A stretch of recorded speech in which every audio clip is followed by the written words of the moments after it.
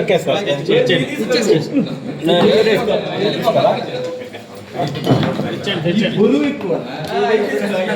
నమస్కారం. నెల్లూరు జిల్లా కావలి sub division పరిధిలో కావలి 1 టౌన్లో పూనూరు వారి వీధి, ఆ వీధిలో 23వ తేదీ ఫిబ్రవరి 23వ తేదీ రాత్రి పేరూరి కల్పన వైఫ్ ఆఫ్ రమేష్ అనే వాళ్ళ ఇంట్లో రాత్రి దొంగతనం జరిగింది. వాళ్ళు మామూలుగా కింద పక్క వ్యాపారం చేస్తారు, బట్టల వ్యాపారం. అక్కడే బీరువా కూడా ఉంటుంది. ఆ బీరువాలో బంగారు ఆభరణాలు, డబ్బులు ఉంటాయి. తర్వాత రాత్రి 10 పైన పై అంతస్తులో పోయి పడుకుంటారు. ఇది గమనించిన దొంగలు 23వ తేదీ ఫిబ్రవరి రాత్రి ఇంట్లో లాక్ బ్రేక్ చేసి తాళాలు పగలగొట్టి ఇంట్లోకి వెళ్ళి దాదాపు 160 గ్రాముల బంగారు, తర్వాత నియర్లీ 1 కేజీ వెండి ఆభరణాలు, బంగారు ఆభరణాలు కూడా దొంగిలించడం జరిగింది. ఈ బంగారు ఆభరణాలు కూడా 11 రకాలు ఉన్నాయి.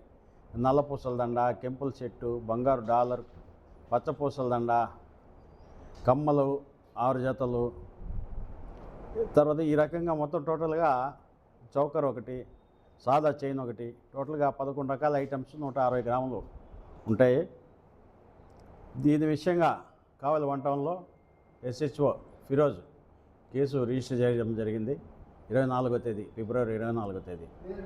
తర్వాత మా ఎస్పీ మేడం, మన నెల్లూరు జిల్లా ఎస్పీ మేడం అజితా వేజండ్ల గారి ఆదేశాల ప్రకారము స్పెషల్ టీంను ఫామ్ చేసాము.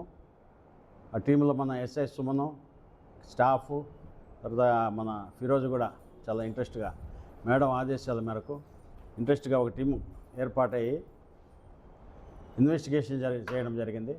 ఆ ఇన్వెస్టిగేషన్లో మాకు ఈ సాలేటి లక్ష్మణరావు, తండ్రి శ్రీనివాసులు, టిట్కో హౌసెస్ మద్దూరుపాడు కావాలి అనే అతను, దేవరకొండ ప్రేమకుమార్, తండ్రి పెరుమాళయ్య 34 సంవత్సరంలో, ST ఎరుకల, గట్టుపల్లి వారి వీధి కావాలి,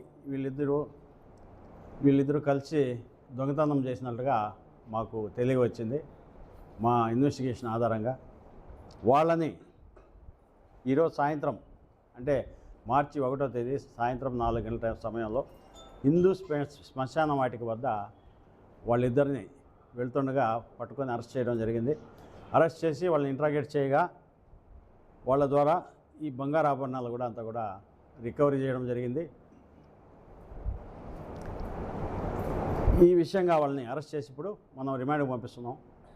ఈ రికవరీకి సంబంధించి మా పైన ఆఫీసర్లు కానీ అందరూ కూడా CI గారిని, SI గారిని, స్టాఫ్ను కూడా అభినందనలు తెలియజేస్తున్నారు. దీనిలో కానిస్టేబుల్స్ రవీంద్ర, శివ, కిషోర్, వెంకటేశ్వర్లు, శివప్రసాద్ వీళ్ళందరూ కూడా బాగా కష్టపడి పనిచేశారు. వీళ్ళందరూ కూడా SP మేడం గారు రివార్డు ఇవ్వడం జరుగుతుంది. ఈ విషయంగా నేను పబ్లిక్కి తెలియజేయడం ఒకటే చెప్తున్నా, దయచేసి మినిమం 2 CC కెమెరాలు పెట్టుకోండి. ఒకటి ఇంటి లోపలికి, ఒకటి ఇంటి బయట. పెద్ద రేటు కూడా కాదు, మినిమం 4,000 ఒక కెమెరా, 4,000 ఒక CC కెమెరా. అట్లీస్ట్ దాన్ని కూడా ఎవరు పెట్టుకోవట్లేదు. మీ ఇంట్లో, మీ సొంత ఇంట్లో, మీ ప్రాపర్టీకి సేఫ్ ఉండేందుకు అందరినీ కూడా పెట్టుకోమని చెప్తున్నాను. షాపులలో కూడా ఎవరు పెట్టుకోవట్లేదు.